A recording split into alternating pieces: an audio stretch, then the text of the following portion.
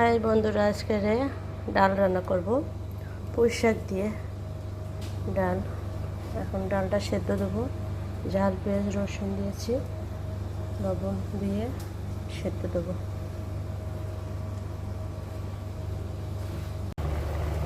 Tomato দিলাম ডালের মধ্যে দুইটা, যে পুঁই শাক কেটে নিলাম ছোটো ছোটো করে।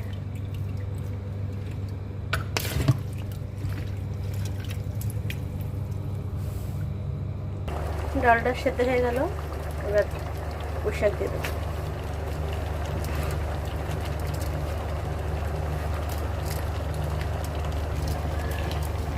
পুঁই শাকটা আমার খুব প্রিয়।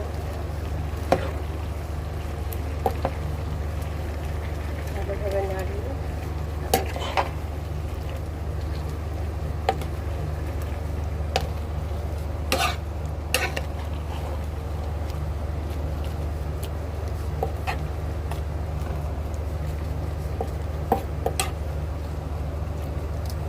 ডাল বাগার দেবো। এই যে রসুনটা বেশি করে দিলাম, এবার বাগার দেবো।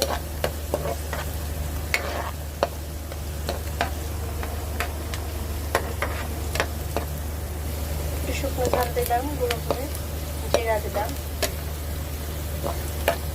ব্যাপারটা ভালো আছে, সুন্দর কালার আসবে, সেটা অনেক সুন্দর।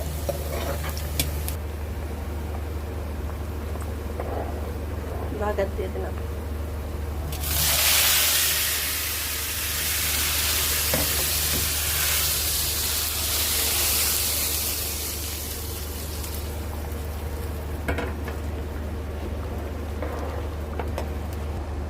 ডালটা হয়ে গেল সেই কালার, বন্ধ করে দিই।